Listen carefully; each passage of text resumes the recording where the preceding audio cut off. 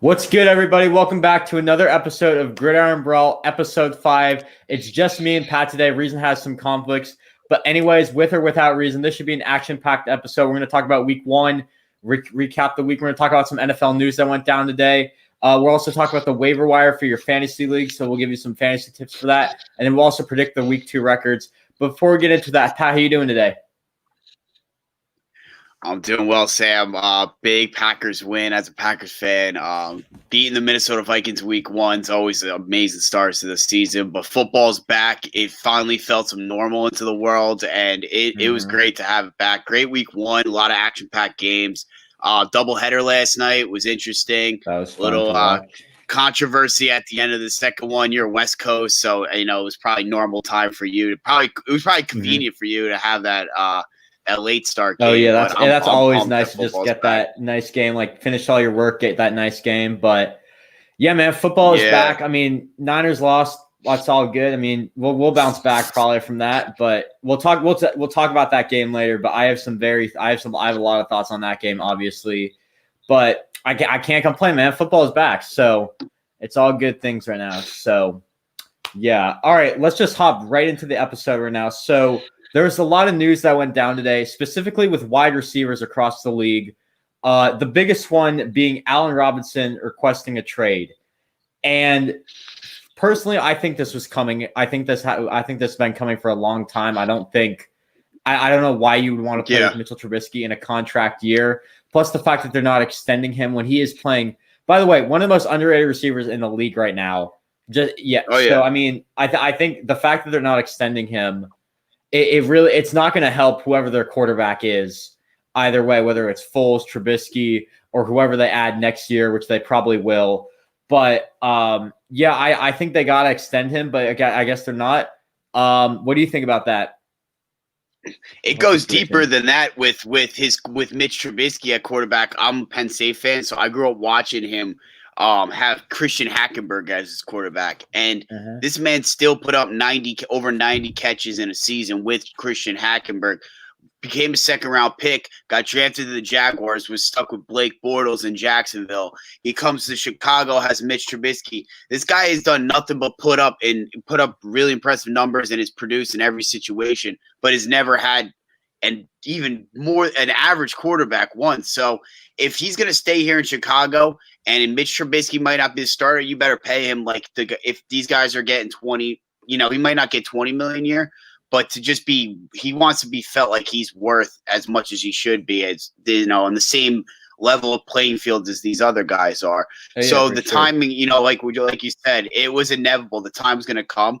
But it's what the problem is guys like Tariq Cohen, guys out there are saying, pay Allen Robinson. They're tweeting for his support. If they don't pay him, they're going to lose the support in the locker room. And that's something to keep an eye on during the season, Yeah, for sure. I mean, and you got guys like Anthony Miller, who had a pretty good week 1 game, starting to come into that. So maybe that's why the Bears aren't extending him.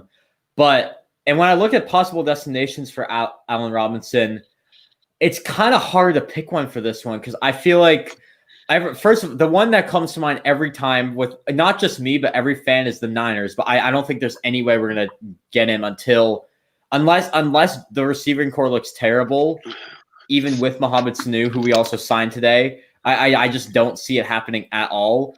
One team that could work, though, is your Green Bay Packers. I know he wanted to sign with them when he was a free agent back in whatever it was. I know Green Bay was really intriguing to him, so that could be an option for him. But I think all in all, he just wants to go somewhere where there's a good quarterback and he can win because he's never really had that in his career. I mean, 2018 they lost in the first round. 2017 with the Jaguars, he was injured all year, so he's never really gotten the chance to win or play with a good quarterback. So I think that's what he's really looking for. So yeah, you got any teams that might work? I think right now, he's going to stay with Chicago. I don't see them trading him in division Green Bay. I think he's, his agent's pushing it out. His agent's pushing out there that, he wants this deal. I think he's going to end up getting the deal. But I don't know. He's a young receiver. The fans really, really like him. The players really, really like him. Everyone likes him. So it's one of those things that you feel like as long as it's not they're not really breaking the bank and giving him the highest paid contract, I would try and get this deal done if I was Chicago. Yeah, for sure. And I think when I said Green Bay might be an option, I think it would just be like a nice option for him to be at, like for free agency maybe, but they're not trading him within the division. Yeah, but one team that actually could make sense, the Raiders. They've been adding a lot of receivers throughout the year. They traded Lynn Bowden away. The Tyler Williams is on IR, and they probably have some draft capital that they're willing to use to get Allen Robinson. So I would not be surprised. Raiders might be a good fit. I know they're going to be competing for a playoff spot this year, maybe a wild card spot. But yeah, some team that needs a receiver that's competing for a playoff spot, decent quarterback. I know Derek Carr might not be the best quarterback all of them, but he's the best quarterback in Allen. Yeah, New England, that's another one. I'm trying to think of another. There's a lot of teams that could use him. It's always hard to like come up with these teams because it always depends on what the guys want. But New England, I like a lot. Raiders, I like a lot.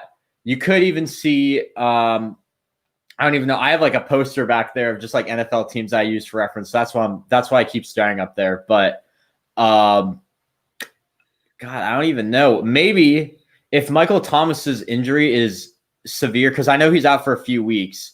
But if it pertains, maybe New Orleans. I think that's a bit of a reach, but still, Baltimore would be sweet. Baltimore would be nice. Sweet. I think that would be nice. But I mean, do they have the cap and draft capital to extend him or re-sign him? I mean, yeah, I don't know. I should say. Yeah, I don't know if they would have enough to re-sign him, but Yeah, I mean, the Niners did that with Sanders. So I mean, I don't think you necessarily need to extend him. But I do think, I will say, even if Allen Robinson wants out, I don't think he's going to get traded right away. I think you're maybe looking at something like the Jalen Ramsey scenario where he was traded like week 7 and he requested it week 2. So maybe you're looking at like week 6, somewhere right before the deadline, a few weeks away. You're not going to get a trade right now because I think they can wait it out. Maybe Trubisky improves, I should say. Maybe the Bears change their mind about Allen Robinson. It's never immediately going to happen. So they're gonna hold out a little bit on trading him, but it's always something to keep an eye out for Allen Robinson. Any trade scenarios like this. So yeah, that's what I gotta say about Allen Robinson. You got anything else? No, I'm good. All right, another trade scenario that came up today, and let's just make this quick because I'm not buying this at all. Odell Beckham, apparently the Browns are looking to trade him. I'm not buying it at all. We've seen too many reports of this. That's all I have to say. I'm not buying it at all.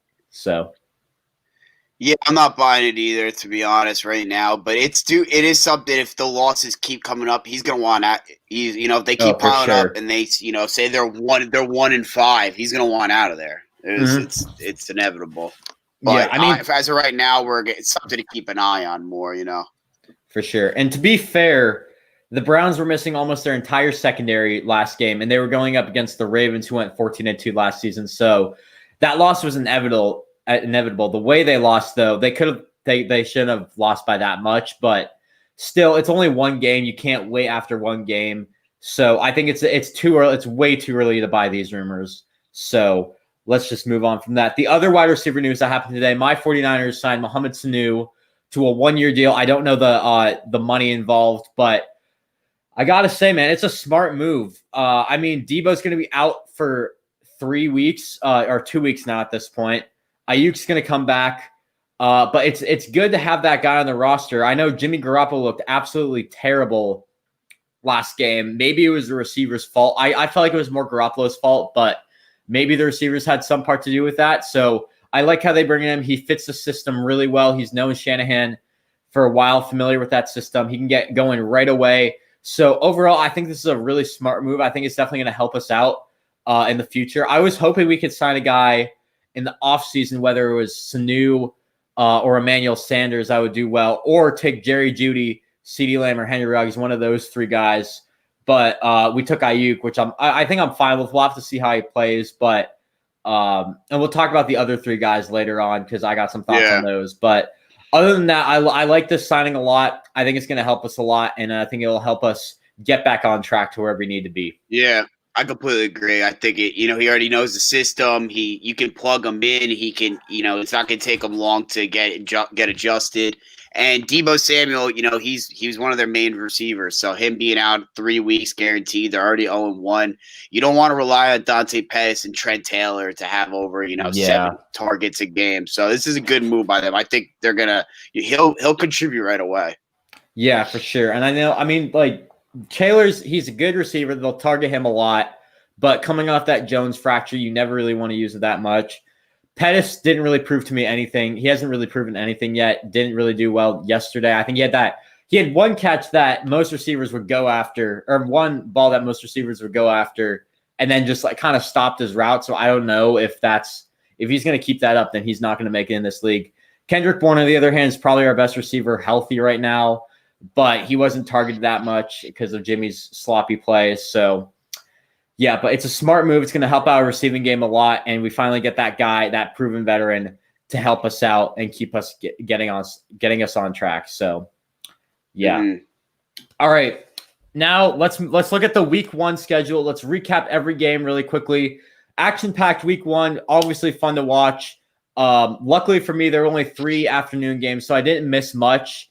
I will say, though, I didn't really watch the Chargers game or the Saints game too much, but still, we can definitely talk about those games.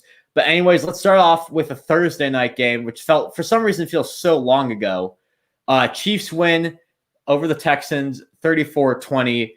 I got to say, man, Clyde Edwards-Helaire looks really good right now, and I think if he keeps it up, then the Chiefs are going to be unstoppable at this point. But yeah, Clyde Edwards-Helaire looked really good. David Johnson, got to say, that was a great game from him. I think they were talking to him often because the Texans receiving core did not look good at all. So, and that's another thing you're going to have to keep an eye on. They traded a second for Brandon Cooks. Will Fuller, they still have on their team. If they're not going to step it up, then it's not looking good for that team at all. And that was a team that I had winning. I don't, on this show, I had getting the 7th seed, but then I switched it with the Colts to get the 7th seed because I was just seeing some things that just didn't fit before the game. Mm-hmm. So yeah, they got to step it up if they want to compete for a playoff spot. Yeah, I didn't see anything in this team. They were my most disappointing team of the year. I had them at 5 wins. I think they just have a lot of question marks. I think the one common pattern I noticed this week that people should be talking more about is really poor coaching. I thought there was a lot of bad coaching performance throughout the week. I think it started on Thursday Night Football with Bill O'Brien and it ended Monday Night Football with Vic Fangio. I think Bill O'Brien, like you were saying, David Johnson really established the run early in that game. He looks very solid, David Johnson. They shouldn't be paying him $12 million a year. They shouldn't be trading him for DeAndre Hopkins, but you can see why they traded for him. He looked solid in there. And Will Fuller came out to play. He was really solid, but they just completely got rid of the run game in the second half. That just didn't work. They lost all fluidity and with that offense, and the Chiefs, they just kept they were able to just give the ball to Clyde Edwards-Helaire, and he ran over 130 yards, consistent 5 yards every time. He really tired that defense throughout the game, and they're so dynamic and so many different ways, and their defense came to play. Kalichi Osmole, their left guard, was a huge addition for them. For sure. So the Chiefs just looked even stronger this year, and the Texans looked worse coming off of their playoff rematch from last year. Yeah, you mentioned bad coaching. That pattern was major. You saw Texans, Broncos, Niners. I could go on and on, but those are 3 teams. McCarthy too. Yeah, there's so many teams that had terrible coaching. We'll talk about them throughout everything, and there's some obviously coaches that have shown common patterns of poor coaching, but the decision making, the play calling was not great this week. I think that's a direct effect of not having preseason, because I think usually during that time, people get their game plan down. People get used to the players they're working with. This year, they don't have that. Mm-hmm. And you're going to see a common thread throughout the year of people who are not going to call the plays well. And the people who are calling the plays well are going to be considered the best coaches in the league because they know what they're doing while the other people don't really know what they're doing. And it's going to be hard for them to bounce back and recover from everything. So, yeah. All right. Next game. Right. Like you saw a lot of teams this week that won. I don't know if I cut out. A lot of teams that won this week. You're lagging a little bit. So. Yeah. Do you hear me now? Yeah, you're good. You can move on. Cool. Right. Yeah, I was just saying that the teams that won this week, their offense looked good, but yeah, you move on. For sure. Yeah, definitely. All right, moving into the afternoon, Sunday morning games, or for West Coast, the morning games, the early games, I should say, for all the East Coast viewers. Let's start off with the Jets and the Bills. Bills won 27-17. Josh Allen looked really good, I got to say, for the running at least. I think the throwing, he's definitely got to work on that a lot. But I mean, he definitely looked decent throughout the game, and I think that's what the Bills were hoping. He managed to get into the end zone. His red zone plays, throwing wise, he had some miscues there, but I think overall it was a decent game, getting on the right track for him. So I would say that's a good game for him. He's definitely got to improve on some stuff. On the other hand, I think the Jets. I mean, they're the Jets. It's that simple. But Jamison Crowder, man, I was telling people that this dude's going to be decent this year, and he had a pretty good game week 1. So that's always good to see. As for the run game, I really don't know where it's going. Now there's Le'Veon's out. Now they're stuck with Frank Gore, LaMichael Perine, I think he was on IR actually. Never mind, or he's hurt or something like that. Or he's playing. Oh, he's playing. Kalen Balaj now. Kalen Balaj, yeah. But Perine's hurt. Yeah. Yeah, but Kalen Balaj not looking good. He hasn't looked good throughout his career. Years to wow me, not wowed. So. Yeah, man, it's not looking good for the Jets, but I think Buffalo's got to step it up a little bit if they want to make that playoff push, but still, overall, a pretty good game for them.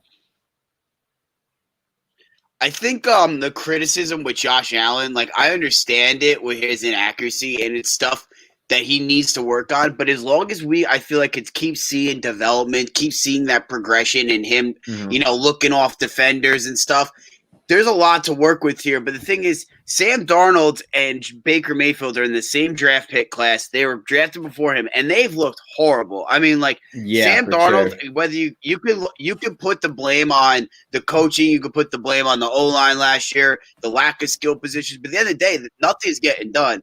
And I don't know. I mean, I'm friends with a lot of Jet fans. I'm living around here, and there is no excitement in this for this franchise right now. I mean, you lose Jamal Adams, CJ Mosley, Mims, he's hurt.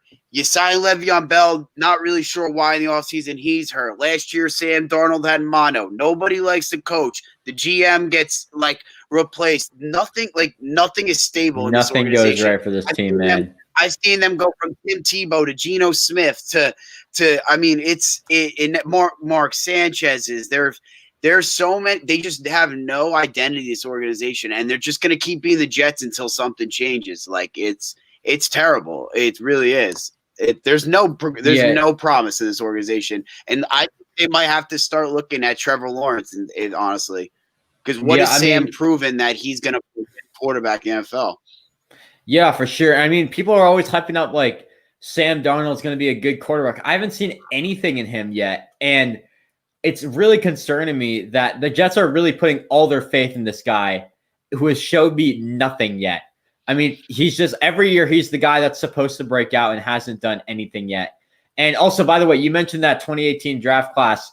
I mean, Sam Darnold, Baker Mayfield been horrible. You also got Josh Rosen there. Let's not forget about him. And I mean, Baker Lamar's just dominated. What? I said why Lamar's just dominating, and he was the last Lamar pick is dominated. Round, I mean, it was supposed to be one of the strongest quarterback classes ever, and the strong quarterbacks that everyone was hyping up haven't looked so strong yet. So that's definitely something to watch out for this season. They're coming in the 5th-year options after the season, so we know Allen's going to get it. We know Lamar's going to get it. Those two would probably get extended, but you got Baker, Darnold, and Rosen's obviously not going to get it, but Baker and Darnold, man, they got to step it up if they want to continue their NFL's careers. So, yeah, speaking of Baker Mayfield, let's talk about the blowout in Baltimore, 38-6. The Ravens win. What an awful game for the Browns all around. I mean, yes, they were playing the Ravens, but there's no excuse you should lose by that much, whether or not you're home or away, or you're playing a good team or a bad team. You should not lose by that much. It's just an awful game all around for this team, by the way, who is supposed to have playoff aspirations. It's the same story with Sam. Like, I've just never been a Baker Mayfield fan, and you have so much talent around this guy, and at some point, like, you can keep getting different coaches in the building. At some point, you got to put the blame on Baker Mayfield. And I mean, I don't know. I mean, the guy's throwing 40 times a game, not even throwing for 200 yards with Odell. We know the story, but they have Nick Chubb, Kareem Hunt. They got to get the ground game going with them. They had a lot of injuries coming into this game, but either way, they can't, like you said, they can't be losing 38-6 to division rival opening the season. Even though it's a new coaching staff, Baker is not shown he's progressed. He looks like the same quarterback that they drafted. He's almost looking like he's getting worse. He's starting to look late. He shows up in all these Hulu commercials and all these different commercials where it's like, if you're not producing, you can't keep going on all these different commercials. I don't know. It just rubs me the wrong way. I'm totally with you on that. Players the wrong way and the fan base. Yeah, I'm totally with you on that. But yeah, he's got to step it up. But on the other hand, I gotta say Kareem Hunt definitely impressed me. Even though it wasn't that many yards, that many carries, he still looked pretty good for a guy who I thought was going to be for sure the number 2 RB in the season. I didn't expect him to get that much action. But I mean, we could be talking about, and I mean, this is something that I don't know if it's going to happen or not, but we could be talking about Nick Chubb being gone by the trade deadline if this team can't figure it out. Because I mean, Kareem Hunt, he's on a cheap deal. Nick Chubb, you're going to have to extend next year, a lot more money. So I think Nick Chubb, you might see him head out of Cleveland soon. Obviously, that's a bold take. I can see it. Yeah, I mean, it's hard to figure out what value they would get for him, though, considering that running backs don't really produce that much value. So it might be like a third or something. But I mean, we saw Nick Chubb without Kareem Hunt how good he was, and with Kareem Hunt, it's just not working out. So I think you got to send him somewhere where he's going to be the full workhorse running back if that happens. So yeah, that's what I got to say about that. All right, next game we're going to talk. Brown go ahead. Game. Who had a big game? I was saying Marquise Hollywood Brown. For sure. That was one of my breakout candidates for the year. So I think that guy's looking good this year. Yeah, I think Lamar obviously keeping up what he's doing. So I mean, yeah, Mark Andrews too looked really good, who I've been really high on for a while now. So it's looking really the future is bright in Baltimore. So yeah, definitely. All right, next game we're going to move on to is the Eagles loss at Washington 27-17. Definitely probably the biggest surprise of the week. I call this one, and I'm not even trying to say that. I swear I called it. Like I said it on my podcast. I was like, I think that I was like looking at the matchups, and I was like, Miles Sanders is out, Lane Johnson's is out. If the list comes on, I'm like, they're not gonna be able to stop this defense. I mean, that was an amazing performance from that defense. 8 sacks, three turnovers, down 17-0 at half. Riverboat Ron gets an IV shot ahead. I mean, it was really impressive win for them. Yeah, I mean, it's impressive. I've been saying throughout this entire offseason, Washington has a top 5 defensive line in football. They proved it to you yesterday. Maybe even top 3. We'll have to see how they keep it up, but a great win overall for Washington. Offense looked pretty solid too. Let's not forget that. Their offense, which is probably the biggest concern of the year, it looked pretty solid. You got guys like Steven Sims doing well. Peyton Barber got a few touchdowns. Other than the few touchdowns, he didn't really impress me though. So, I mean, 27 yards on 17 attempts is nothing special at all. But other than that, we'll have to see how the offense continues on. But that defense looked really good. Also, great game from John Bostick, who linebacker. I know they've had their back 7 isn't looking good at all, but that's a bright game for him, looking bright for that back 7. So, yeah. A lot of concern here for the Philadelphia Eagles. Mm-hmm. A lot of concern here. I mean, the Eagles giving up 8 sacks in week 1. They always have a lot of injury concerns, and having all these injury concerns pile up in week 1 already. There's not that much depth right now at the receiver position, which was a big concern from last year. Sure. I mean, it's trouble in paradise in Philadelphia right now. Yeah, for sure. I mean, they got to step it up if they want to be a playoff team this year. Because I mean, they won that championship. Ever since then, they've really just fallen off. They haven't been able to prove anything. If there was one bright spot for Philadelphia, the tight end play, that has to be that one bright spot. Dallas Goedert, Zach Ertz went off, and that, by the way, that Dallas Goedert performance is the reason why I say Zach Ertz is not staying in Philly. And I mean, Philly's reluctant to give him an extension. So I think, at this point, it's evident that Zach Ertz will not be returning to Philadelphia after this season. So, and maybe if Philadelphia is bad, another trade deadline target to look out for a team that needs a tight end who's trying to compete for a playoff spot. So definitely keep your eye out on Zach Ertz this year at the trade deadline, and we'll see how he does throughout the season. And we're going to talk about fantasy later. We'll talk about both of those guys probably, but that was one of the main reasons why I stayed away from Zach Ertz. I don't have him on any of my teams this year. So, yeah. All right. Moving on. Next game, the Packers and the Vikings. Your Packers against the Vikings. Now, I got to say, man, I've been down on the Packers a lot this year. In this game, I mean, it was a really good game for them. Now, albeit the Vikings defense they're back. Their secondary is a bit unproven. That's the pass game really came in. But Aaron Rodgers, man, he looks back on track to succeed and be a top 10 quarterback, or top 5 quarterback again, I should say. So, yeah, he's looking good. They looked really good. Like, I mean, they were dialed in. Devontae Adams, they had no answer for him. The Vikings had no answer. It was an impressive win. They had a lot of injuries up front for the Packers. They just lost their starting right guard. A couple guys were out for the game, and they didn't miss a beat. They couldn't really sack or touch Rodgers at all. And you had guys like Allen Lazard, Marquez Valdes-Scantling step up. There were some drops, but they were really able to get open. I would definitely recommend, from what I just saw from that whole game, any one of your receivers on a fantasy team that are going up against the Minnesota Vikings, I would start them, because they can't cover for shit. They really can't. Yeah, they have Eric Kendricks is good and really good, obviously, and so is Harrison Smith. But there's no talent there in that secondary. They might be, Jeff Gladney's really good. Like there's talent there, but they're just so inexperienced that right now they're tough. They're a liability right now. But I was really impressed with the Packers. Yeah, I mean, Devontae, I had on my team, carried my team, man. That was such a good performance for him. Well, we're at a quick fantasy question for you, Pat. Who do I start next week for flex? McLaurin, Jonathan Taylor, or Darius Slayton? Jonathan Taylor all day. John, right. He's about to get unleashed. I mean, Terry McLaurin, I can see having a nice game. I don't know how much Patrick Peterson would be up against him, but Jonathan Taylor, we're going to talk about that. He's going to be unleashed now with that Marlon Mack injury. Yeah, for sure. And mean, they have Hines, who we're going to talk about Hines later for the waiver wire pickup, because I know that's a popular name being thrown out there already.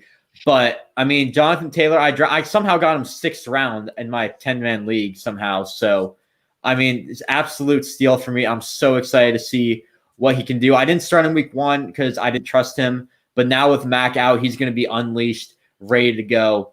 So, yeah, that's all I got to say for this game, really.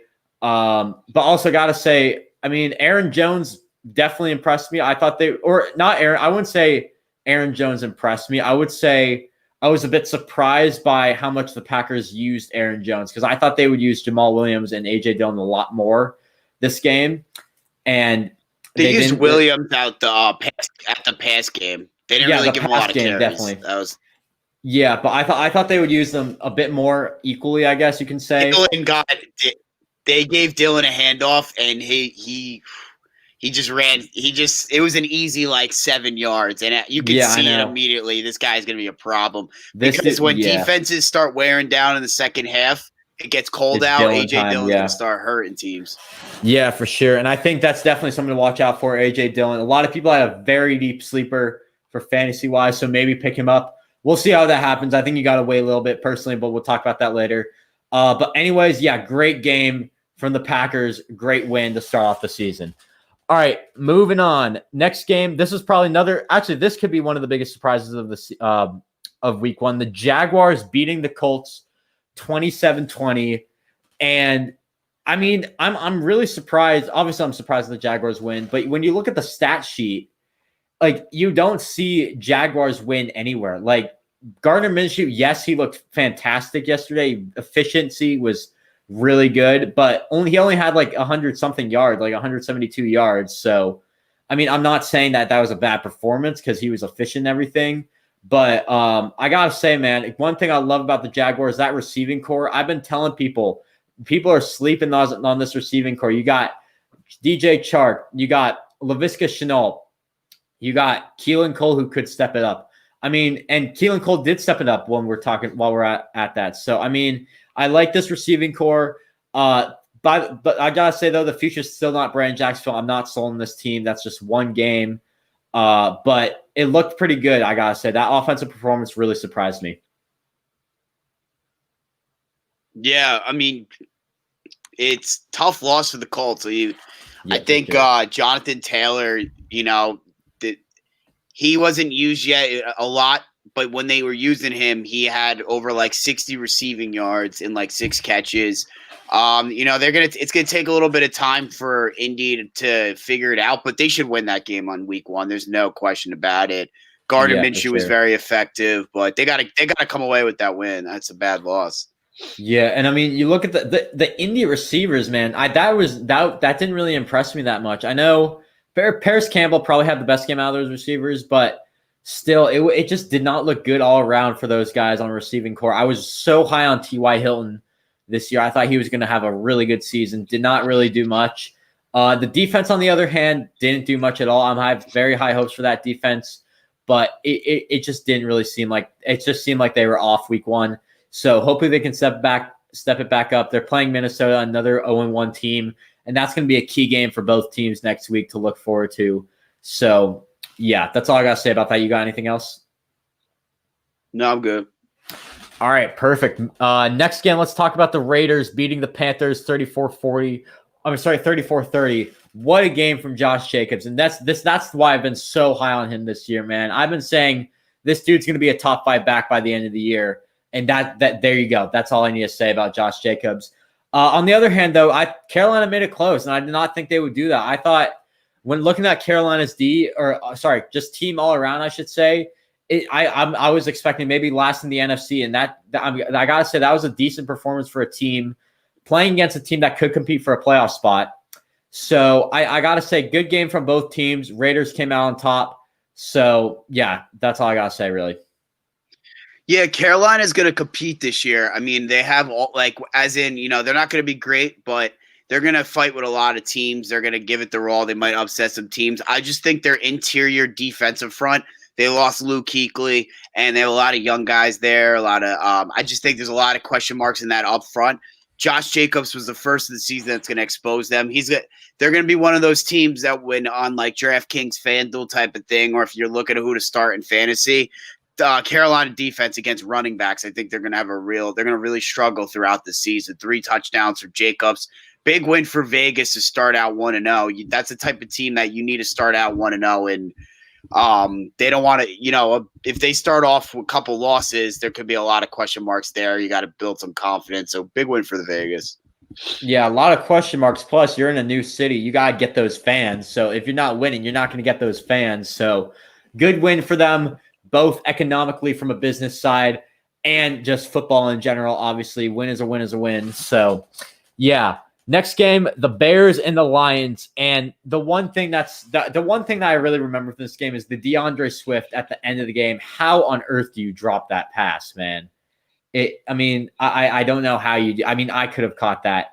But other than that, Mitch Trubisky, he came back. Nice comeback from him. Still had his normal miscues, but still a decent game. Hopefully setting him in the right direction for the Bears. On the other hand, the Lions, man, I've been so high on them this year.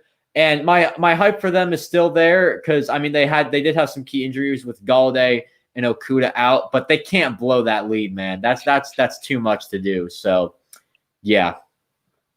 It's the same song and dance with the Detroit Lions. And Yeah, like I know. said in the preseason, like until I see it, I can't ever believe in this team. I cannot imagine being a Detroit Lion fan. I'm sorry if you are. It must be the hardest thing ever. They're just gut wrenching losses. I mean, they had that game in the hand. I mean, you can't lose that game. And I mean, DeAndre Swift literally had the game in his hands. I mean, yeah, there's a lot of. That's one of those games you start off the season 1-0, and that would have been a big win. Now you got a Green Bay Packers team that's just came off a big Vikings win that's trying to go 2-0. The Lions could be 0-2 right here. There's totally can happen where there could be a Matt Patricia hot seat. He's a guy that's always on the hot seat type of.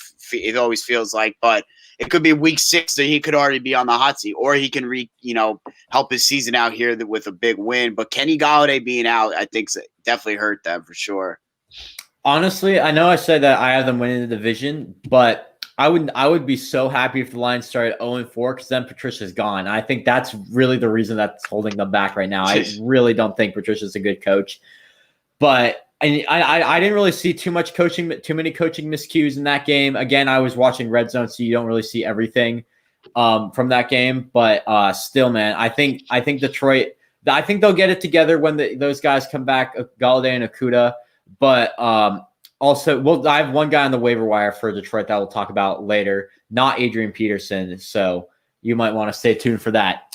All right, next game, Seattle beat Atlanta 38-25. No surprise here. I've been saying Atlanta's not going to do well at all this year. I think was it you that had them winning the division, or was it Reason?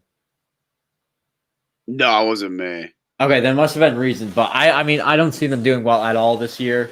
And that game really showed it. I mean, their secondary just did not look good at all.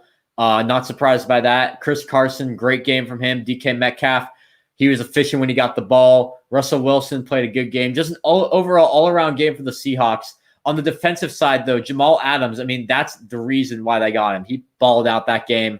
I mean, just watching those plays on the run just kept stopping Gurley. I mean, the dude's insane. So definitely a scary team to watch out for the NFC West opponents and just anyone that they're playing. So, yeah.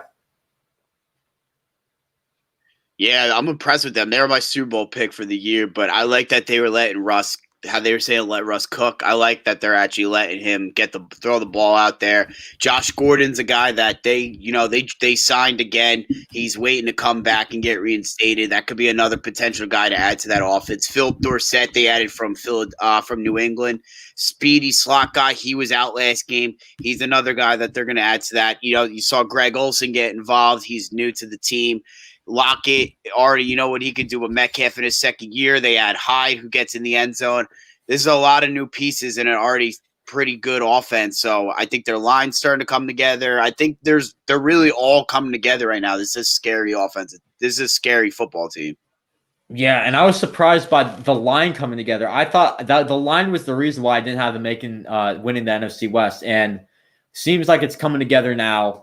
And that definitely scares me. And I think that definitely can show that they can win the division against the Niners, especially if the Niners are playing as poorly as they did on Sunday, which we'll get into next. But before we get into that, the last afternoon game, the Patriots beat the Dolphins 21-11. And Cam Newton, man, looked pretty good out there. And I've been down to him for a while now after he's been going 0-8. But he looked pretty good out there. As for Miami, I think Tua is going to start soon, man. I was looking maybe like week 8, maybe Fitzpatrick does something good. But now I think week 5 is probably if he's not starting by week 5, I'm going to be shocked, especially after the Niners' performance against Kyler Murray, a mobile quarterback, and how they have not been able to adjust with anything there. So I think week 5 is definitely a timeable starting gig for Tua Tagovailoa. But other than that, man, I think Miami, I mean, they're still a rebuilding team, so you can't say much about them. Yeah, I don't really have much to say on this game. It's very good for the Patriots, for their fans, for the whole confidence that they come out in, a non-Tom Brady era, come out with a victory, especially when Tom comes up and fouls that up in the 4 o'clock game with a loss. And the Miami, I would, for fans, I would want to see Tua sooner than later. I know we were talking about There was a nice sweet spot in the schedule that would be a nice spot for Tua to start, but Fitzmagic's really not even doing he's not even having fun. Like, it looked like he really wasn't having his home. He wasn't really doing much. It was pretty bland. So, but I don't really have much to say on this game. I'm continuing to see if Cam's going to keep running the ball, if he can keep that up throughout the course of the season. But good win for the Patriots. Yeah, for sure. Gets them back on track. Hopefully they'll win the division this year for them, but we'll see as always. All right, moving on to the late games. So we got 3 late games. Let's start off with the Niners and Cardinals. The Cardinals beat the Niners 24-20. And, I mean, I don't know if you watched my post-game stream, but Jimmy Garoppolo, awful. Defense just looked completely lost in another pattern of poor play calling. I didn't understand what this team was doing. They could not stop Kyler Murray. They didn't really make any adjustments towards him. Or DeAndre Hopkins, who, by the way, balled out, got a lot more targets than I thought he would. And that definitely scares me. Now Arizona, if they're giving him a lot of targets, that definitely scares me a lot. And I think you got to be aware of that, because I didn't think they would do that, but now they are. And the 49ers defensive line, I didn't hear one name. I didn't hear Eric Armstead. I didn't hear D Ford. Didn't hear Javon Kinlaw. I didn't hear Nick Bosa that much. The only guy I really heard on that line was Kerry Hyder. And when that guy's doing your best guy on the defensive line, that's definitely concerning, considering how much draft capital you've invested in that defensive line. But overall, I think the Niners just look poor because of Jimmy Garoppolo's play. The receiving core really didn't do anything. And the defense was just exhausted because they kept having to go back on the field. If there's one bright spot for the Niners, the run game for sure. As for the Cardinals, man, great game from their offense. And that's exactly what you want to see if you're a Cardinals fan, especially that O-line. They lost 2 guys on that O-line, a pretty weak O-line, by the way, and they still managed to stop the 49ers defensive line. Kyler Murray balled out, looking like really, really good player this year. DeAndre Hopkins obviously had a phenomenal game. Maybe they can get the run game going a little bit just with their running backs. If they can get that going a little bit, they're going to be an unstoppable team this year. Yeah, they looked a lot more comfortable this season in the second year of Kingsbury's offense. You can see that, some teams, that whether they had new offensive coordinators, new head coaches, you saw a lot of struggling to get their groove going in the first week of the season. But their offense, you could start seeing why they hired Kingsbury. It was very sharp. It was very crisp. Kyler looked comfortable. I like that Kyler doesn't take a lot of big hits, that he knows when to get down. He knows when to not, when the pressure's coming, he feels it out. Like you were just saying, I think that they got to start getting Kenyon Drake and Chase Edmonds getting the run game going. Good game for their offensive line, especially against the Niners pass rush. But great win for the Cardinals. I think the Niners got to come out and just kick the Jets' ass next week. I think, which for sure. I'm assuming they're going to, but they got to take out their, they got to take out their anger and just steamroll the Jets next week, because that's a perfect team to do it to. Dude, if we don't beat the Jets next week, I don't know what I'm going to do. I mean, that's a must-win game, and if we lose that game, that's just not going to be good at all. But great game from the Cardinals. Future's looking bright for them. Next game, let's talk about the Chargers and the Bengals. I don't have much to say about this game, man. I didn't watch this game really that much because I was focused on the Niners game. But I got to say, we'll talk about him later, but Joshua Kelly looks good. And I got to say, I mean, both offenses were okay. Joe Burrow definitely looked pretty good, in my opinion, in his debut. Again, it's the Bengals, so, I mean, you're not really expecting a win out of him, but still a decent game from him. Joshua Kelly looked really good on the Chargers offense. And, yeah, that's really all I got to say. I didn't watch this game that much, so my analysis of this game is probably pretty poor. But I don't know if you watch this game, watch Red Zone or anything. What you got to say on that? I did. Yeah, so Joe Burrow looked solid. He looked comfortable. He looked a little rattled at he looked confident in the last 2 minutes, but in how he was rushing to the line, he had over 2 minutes left, and he was still kind of looking a little panicky against the line in his first game with like almost a 2-minute drill. So I wasn't surprised for a rookie there. But watching the game itself, I think I really wasn't impressed with Tyrod Taylor. He wasn't stretching he couldn't throw the ball more than like up 10 yards really. And it seems like inhibited them. Like it really hurt their potential of this offense. And it's a similar situation with the Dolphins, but I think even more, it's what are they really getting out of Tyrod? That Justin Herbert, you want to see what you got. You spent the draft capital on him. What is he going to benefit in an empty stadium sitting on the sidelines? The Chargers win a big week 1, and you can only go so far with Tyrod. Tyler's a great guy, great spot starter, great leader in the locker room. He can mentor, he can come in for games, but he can't win. He can't really start a 16-week season. He's taken the Bills to the playoffs, but he is what he is. He doesn't have the biggest arm in the league. Joshua Kelly, I was high on coming out of school. He's a nice uphill runner, makes a lot of good cuts. I think Justin Jackson is talented, but I think right now he's got the upper hand in as the 1B, I guess the 2 behind Eckler. Eckler, I thought he was gonna have a big game. I thought he was gonna run around the Bengals defense. He didn't without Geno Atkins out. But Bengals, I think there was a lot of good stuff here to work from, and they have a quick week now against the Browns this week. If they can come out and beat the Browns on a short week, Thursday night be 1-1, that'll be huge for them. That'd be really huge for them, honestly. If they could come out and just show positive signs this year, defense improves, line improves, good positive signs out of Joe Burrow. They have a really good receiving core, really good running back. So there's an opportunity for a potential 8-win season here if everything clicks. But that field goal kick with Randy Bullock, I mean, that was tough. That was a tough end of the game. And now Parkey and the guy that the Browns cut, the Bengals sign, and they're playing this week, but he's not going to start the kicker, Austin Cyber. But that's something interesting. A lot of field goal misses this week. Yeah, definitely. That's another pattern. I know Robbie Gould said that the lack of fans might be the reason for that. Like, I think it's like affecting the win for some reason. I don't know how that works, but hey, science. I gotta say, the biggest surprise from this game, I was surprised that Tyrod did not target his running backs that much, because that's something he did in Buffalo a lot. And that's why I was so high on Austin Eckler this year. And one reception for 3 yards. I mean, that's not the Tyrod Taylor I expected to see. It's not the Austin Eckler.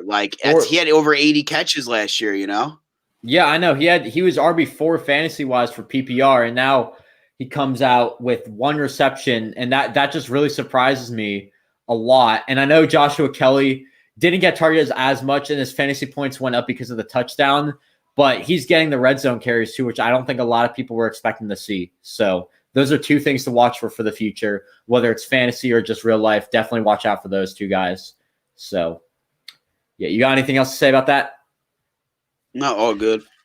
All right, last game before prime time was the Bucs and the Saints, the biggest game of week 1. The Saints won 34-23, and I'm not surprised by this, really. I thought Tom Brady just played pretty poorly, and I was telling people, man, Tom Brady's not going to do well in Tampa. I'm telling people this offense isn't going to look good. Gronk's not going to do anything.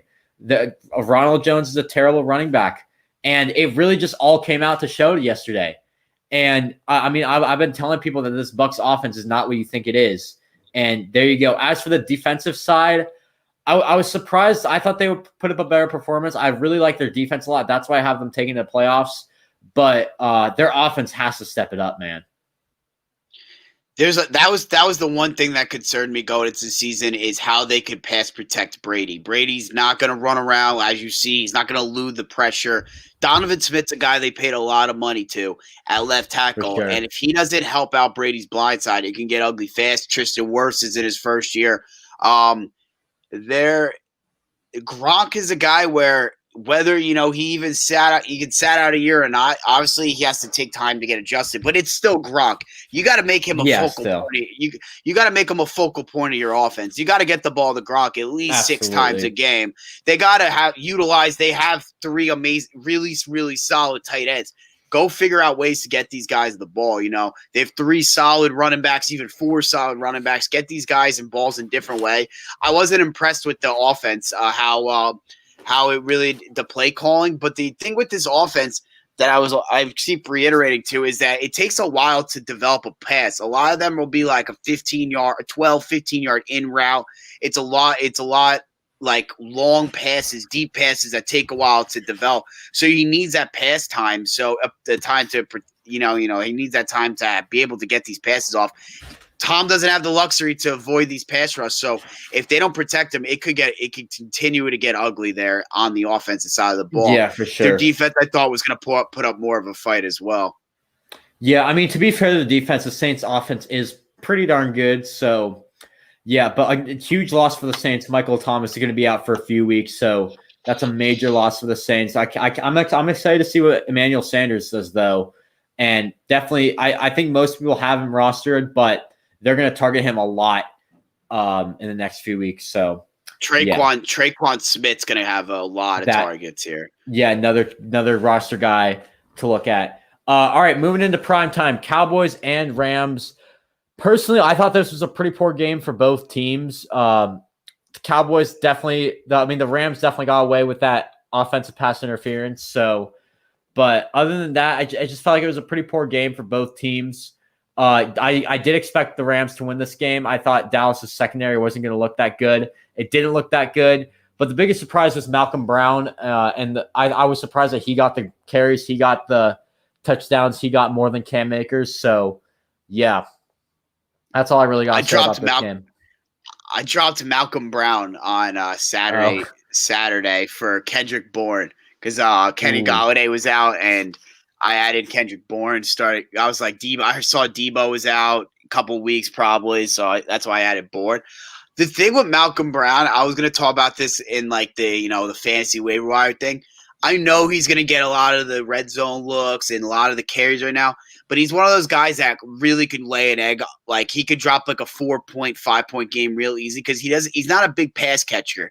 He's a lot of like an old school back. He's a solid running back, but he scares me a little bit week to week fantasy wise because I don't know if he's going to be scoring multi-touchdown games, every week. He had a 2-touchdown game. I could see him being one of those, everyone goes to add him after week 1 and then he gets dropped by week 3, week 4. I could see him getting a lot of the carries, but I see this becoming a Cam Akers backfield eventually. I think he's going to be able to get these carries, but I think the Rams became a lot more boring where like it's not as flashy of an offense. They're not throwing it as much even. It's a lot more ground and pound, a lot more quick passes, but it's more efficient. I like how they got the ball. They were getting the ball out of Jared Goff's hands very quick. They weren't letting DeMarcus Lawrence and all these pass rushers in Dallas get to Jared. It was just quick passes. I like that. But Dallas, I was not impressed with. They looked like the exact same team with Jason Garrett. And just from watching McCarthy for over a decade, that they had the ball on 4th down, and they didn't kick the field goal, take the points for the lead. And, people might have a different opinion on that, but I've seen that so many questionable game in the hands, and McCarthy makes a questionable call in the last 5 minutes of game throughout the course of the last decade. So this is a thing where it's like you want them to, as a Cowboy fan, look like a different team with Mike McCarthy, and they looked like the same damn team. They really did. I didn't see them they didn't let Dak take shots.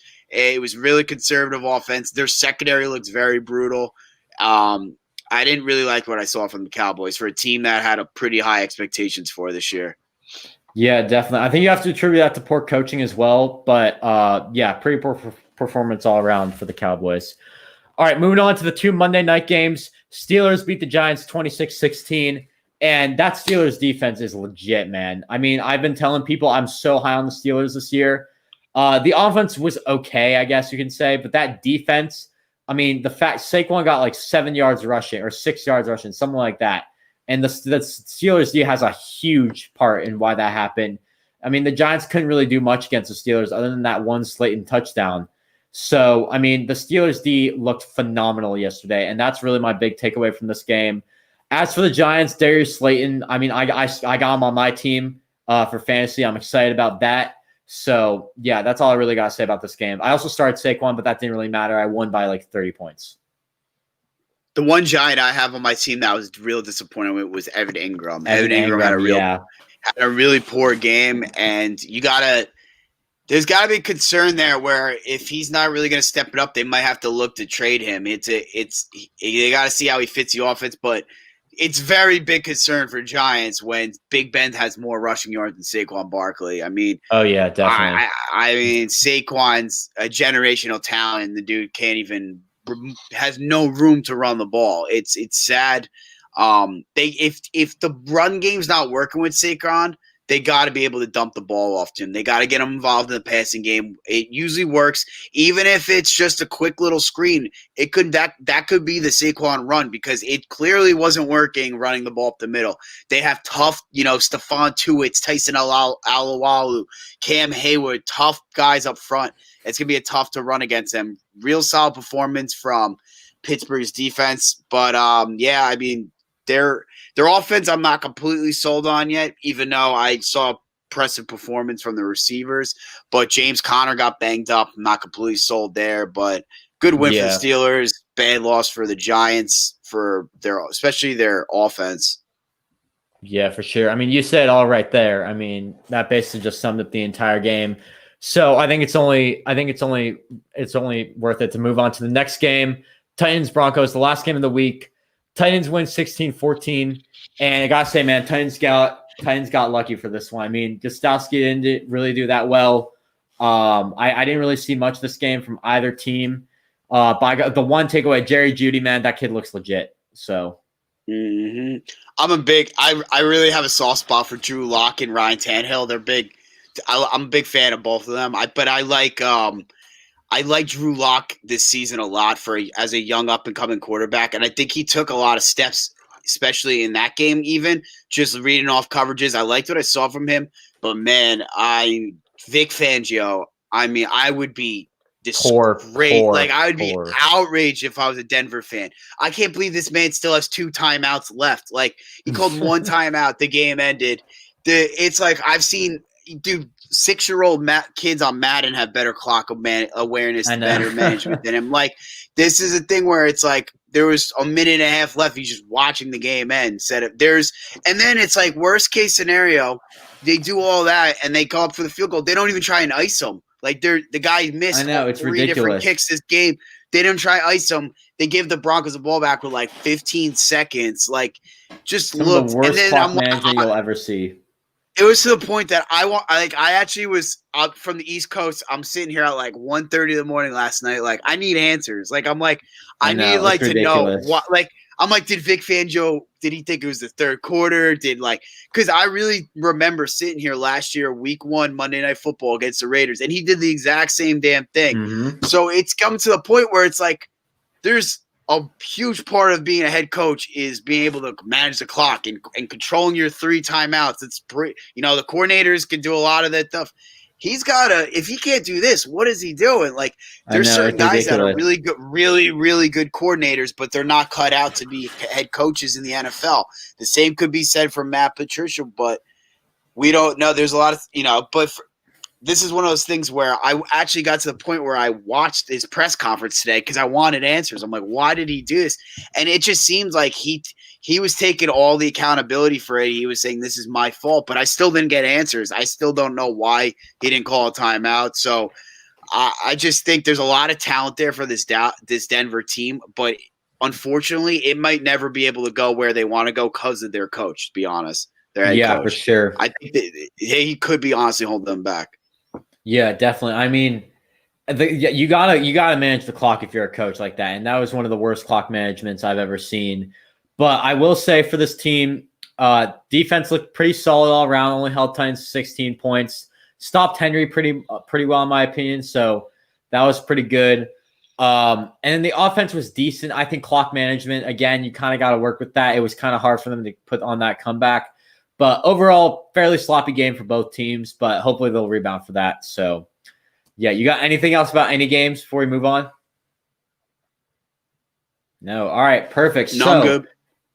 All right, let's move on to the waiver wires. So, as many of you guys know, fantasy waiver wires, you got to get your guys by Wednesday. Pat and I are going to go through some guys that you might want to pick up, sleepers, obvious ones. So, yeah, let's just get right into it. Pat, you want to start it off? Yeah, so the first one that is one of the obvious ones that I'm sure people are saying. I was really high on this guy going into this season. I liked him coming out of school a couple years ago from NC State. Quick little running back, very similar to Tariq Cohen, is Nyheim Hines. Nyheim Hines, if you look at Austin Eckler and you looked at Phillip Rivers with Austin Eckler, they have a lot in common where you could see that he could have been the guy that, Rivers relies on to dump the ball off to this year. He can get a lot of catches.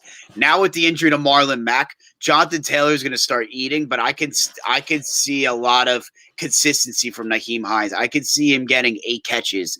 I could see him getting an 8-catch, 60 yards, 30 rushing yards. I could see him being involved every week to the point that I'd be able to just feel like I could trust him in a flex. So that's why I would run to add him as my first guy this week. Yeah, for sure. And also, I just want to point this out. If for some reason guys like Emmanuel Sanders, Alexander Madison, if they're for some reason not rostered in your league, you have to pick them up. No question about it. I'm just kind of going off of what's in my league. That's who I have on my team. And the one guy that really stands out to me is Joshua Kelly. After he had a pretty good game against the Bengals last week, going against Kansas City might not do well, but it's a good guy to stash in your on your bench, and I'm trying to get him. I know I have Marlon Mack on my team, so I'm definitely trying to get someone like Joshua Kelly. I'm not going for Nyheim Hines because I already have Jonathan Taylor on my team. I really don't like handcuffing. The only reason I had Mack on my team is because at the time I needed an RB1 until I finessed one of my friends with a trade. So that's the only reason I really had Mack on my team.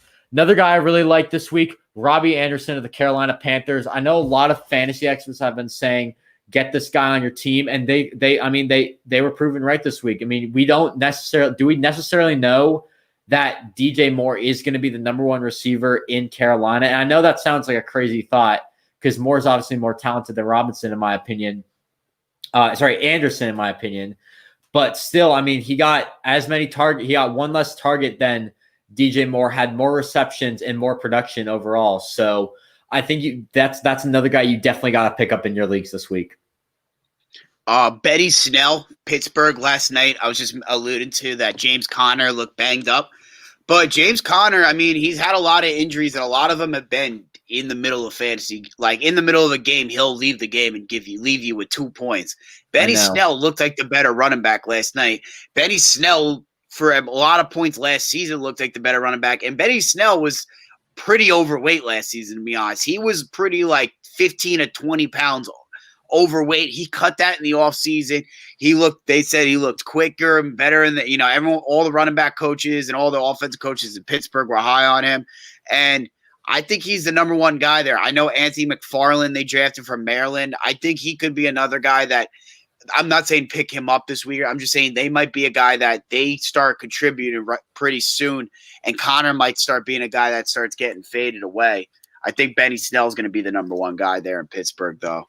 Yeah, for sure. And I know we're going to talk about a lot of running backs this week I only got one more running back we'll talk about later, but I know a lot of people want running backs this week because Le'Veon's out. You got Marlon Mack out. There's a lot of people. Nick Chubb didn't do so well, so people might be uncertain about him.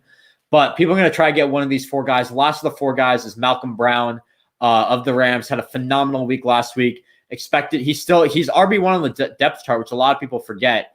And he's going against Philadelphia next week, who has a pretty decent run D. But still, I think it's worth picking up, stashing him on your bench. I think you can maybe start him next week. Might not be the safest option, but still. Let's move on. Another guy I want to talk about is Jonnu Smith. And I know on ESPN, he is rostered 22.1%. And this is a guy who I wish he was available. Yeah, I mean, he's not available in your league. I don't think so. I would have drafted him. He's definitely not available. I would have drafted him. Yeah, I mean, and this is why I advocate for draft your tight end late. Don't go for those Kelce's or Kittles or Ertz's. Wait on your tight end. And Jonnu Smith had it balled out week 1. And I mean, other late tight ends like Gesicki didn't have that big of a week 1 performance. I'm expecting him to do better. TJ Hawkinson balled out week 1. A few years ago, I'm going to go back to 2018, late tight end steal that everyone had. George Kittle, look what he became. I mean, that's why you wait on tight ends in fantasy. And Jonnu Smith's one of those guys that you could wait on and take him. If he's not available in your league, definitely take him. Another guy who I guarantee is not available, who is available in your league, Logan Thomas of the Washington football team. They're going against Arizona. That. Yeah, he had a pretty good week 1 performance. Didn't get targeted. He didn't get that many targets, but still, they're going against Arizona, who has one of the worst tight end defenses, if not the worst tight end D in the league. And that's another. I'm going to go back on the play calling a little bit. Why did the Niners not give the ball to George Kittle? That made no sense to me. Guys, if I'm you, I'd ignore the fact that George Kittle didn't get the ball that much. I'd pick up Logan Thomas, another guy that a lot of people are sleeping on this year, another tight end to get on your team. So those are my 2 tight ends for this week. So yeah. If you want, I like Logan Thomas a lot. I think that's a real solid throughout the year. He's gonna be a solid tight end for people. I think the last running back to add would be what's his name?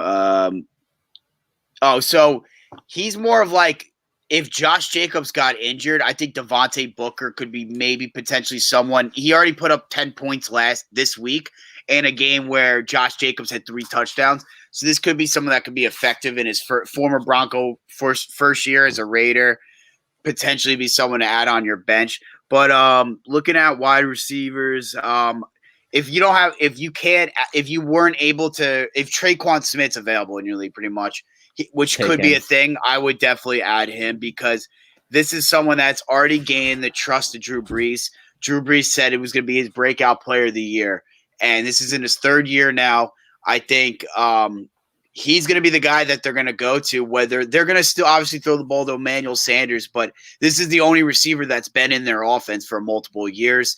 I think he's got a lot of speed. He's a deep threat. He's kind of under the radar. They throw the ball so many times a game to Thomas and dump it off to Kamara, get Cook involved. They never really even have to go to him unless they need to. That I think he's going to be a big focal point of their offense. I could see him having over 100 yards a game without Thomas in the game, Yeah, for sure. I think that's definitely a deep sleeper to get on your team. Another deep sleeper that I have not heard that many people talk about, Quintes Cephas of the Detroit Lions had 7 targets last week, and he had 3 receptions for 43 yards. Yeah. For 7.3 points. It's a very, very deep sleeper, but I think it might be worth taking him. He's a rookie this year out of Wisconsin. It's definitely going to be worth taking him, in my opinion, or picking him up, I should say. I don't think he's going to I think he will clear waivers, though, so maybe don't put in a waiver claim on him, especially if you're like my league, where if you put in a waiver claim, you move to the back of the line for future waiver claims. Maybe wait on him and do that. Same with maybe Traquan Smith, too. I don't know how many people are jumping on him. But guys like Robbie Anderson, Malcolm Brown, Nyheim Hines, Benny Snell, Joshua Kelly, those are the guys I think you have to put in a claim for. And then guys like Johnny Smith as well, I'd add. Guys like Logan Thomas. Dallas Goedert, that's another guy.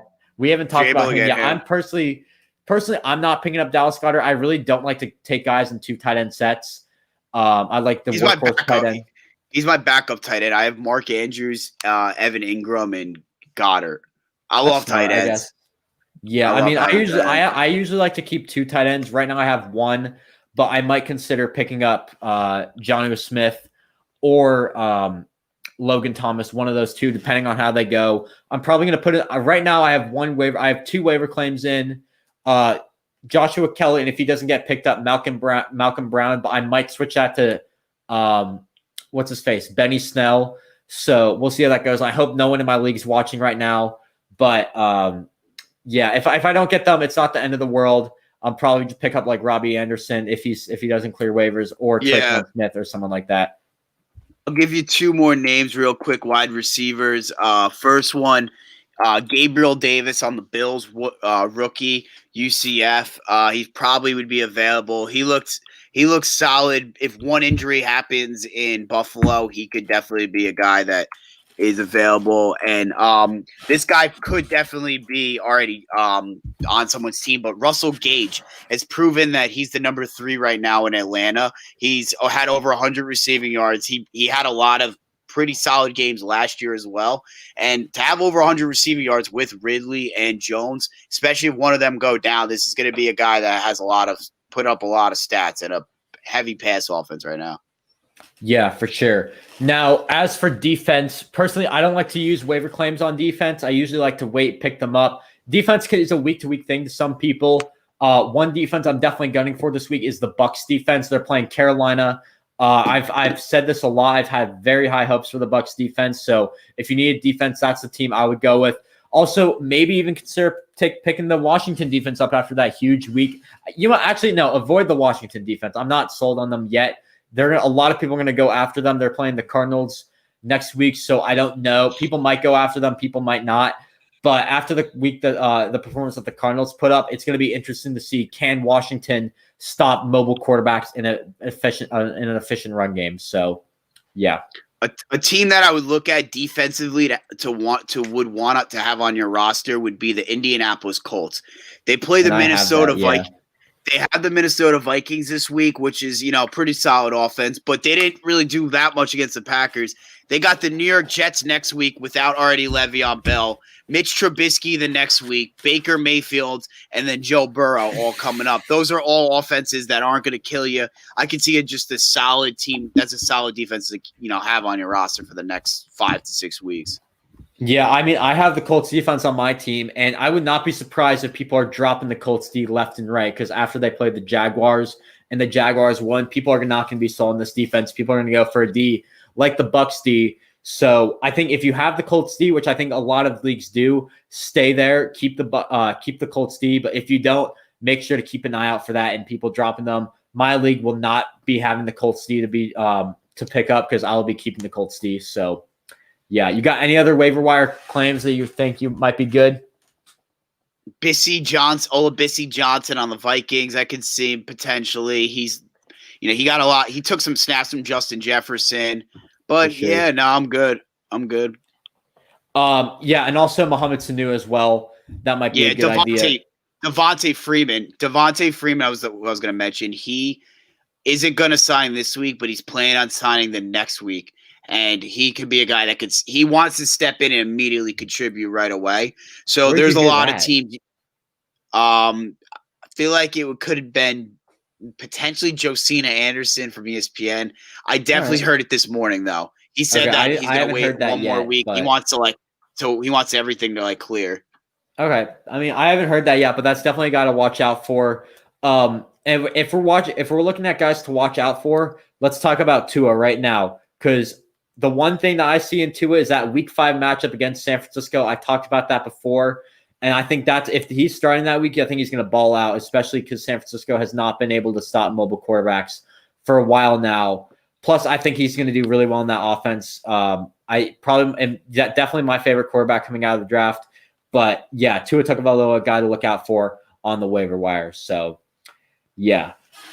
All right, let's move on for the final thing. We're just going to run through the week 2 schedule real quick, make some game predictions. Let's start off with a Thursday night game, Bengals-Browns. I got Cleveland here.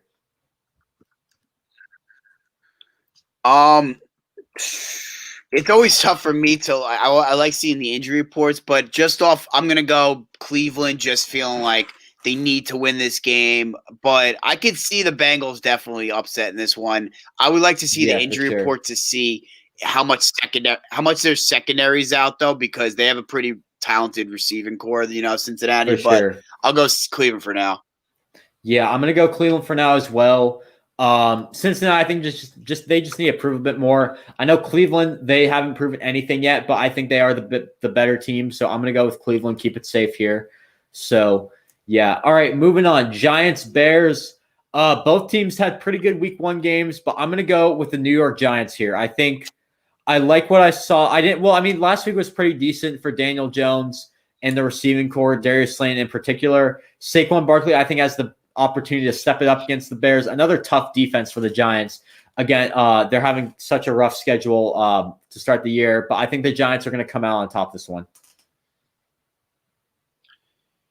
Yeah, this is an interesting one. Very even game, very similar type of teams. I think with Eddie Goldman opting out from coronavirus, I think their interior D-line is going to be more open to have Saquon could potentially actually run a little bit here. They still have Roquan Smith to deal with in the middle.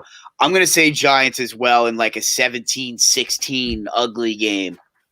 Mm-hmm. Yeah, I think it's going to be a Fairly ugly game, mainly defensive. It's going to be a big defensive performance for every team.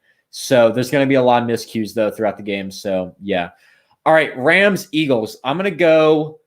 This is another tough game. I mean, after the Eagles performance week 1, I mean, it's hard to say, are they going to win? I'm going to go with the Rams here. I think I like what they did. I mean, they didn't have the best week 1. But if the Eagles' O-line is still banged up, and this is another thing with the injury report, you got to wait on that a little bit. But right now, I'm going to go with the Rams. I'm not sold on the Eagles, really. So, yeah. This is a tough game, too. I mean, two former, the same 2016, I believe, draft class, Carson Wentz, Jared Goff. They're battling out the 1 and 2 overall picks. Very interesting game. I don't know what type of Eagle team's going to come out. This game's in Philadelphia, correct? Yeah, it is. But, I mean, there's no fans, so. Yeah, I'm just thinking of, like, the West Coast trip for, like, the Rams. Just thinking of, like, how far. Yeah, this is interesting. I'm going to go Eagles I can't. I'm going to think I think 24-20 I'll go Eagles. Yeah, it's going to be a close game, I think.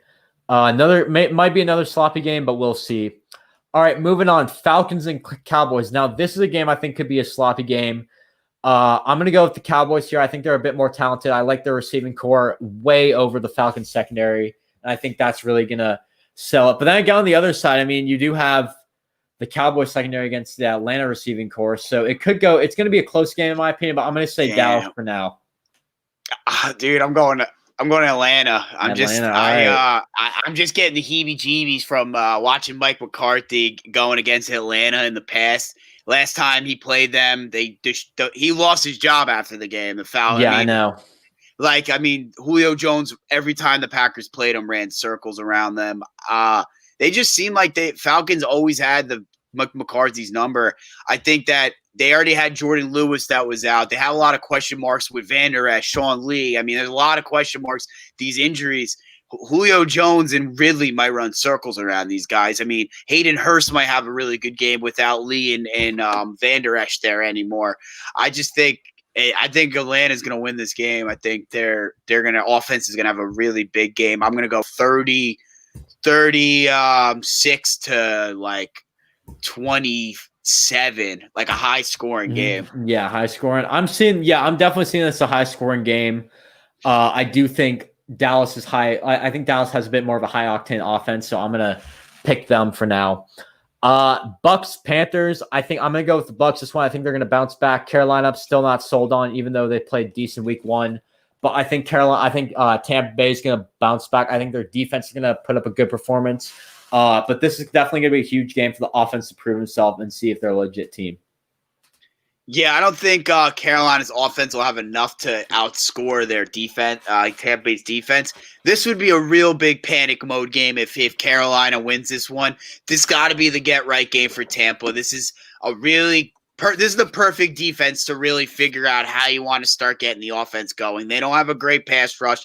Brian Burns is their only real guy you have to worry about there. They don't really have much interior line defense, like I was saying before. So I think Tampa Bay is going to win this one pretty handily. I'll say 27-14 Tampa. Yeah, for sure. All right, I got to get rolling soon, so let's try to move through these pretty quickly. 49ers, Jets, I got the Niners. I think they're just the better team overall. They're going to bounce back from their win, from their 30, loss. Yeah, 30-10 49ers, I'll say. Yeah, I know that's going to be that's one of the easiest predictions of the week.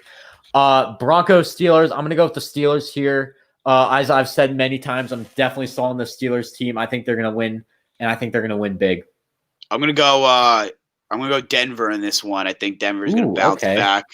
I think I don't know. I think they have similar type of teams. I think Denver matches up well. I'm gonna go Denver. All right, that's a bold prediction in my opinion, but I will say they do match up pretty well. But we don't know the status of Boye. I know he's hurt. But yeah, I think Steelers are gonna win this one still. Jaguars, Titans. I think the Titans roll on their momentum, beat the Jaguars. But I mean, after Jacksonville's week 1 game, I wouldn't be surprised if they had another big game here. But we'll see what happens. But I'm going to go with the Titans here winning this game.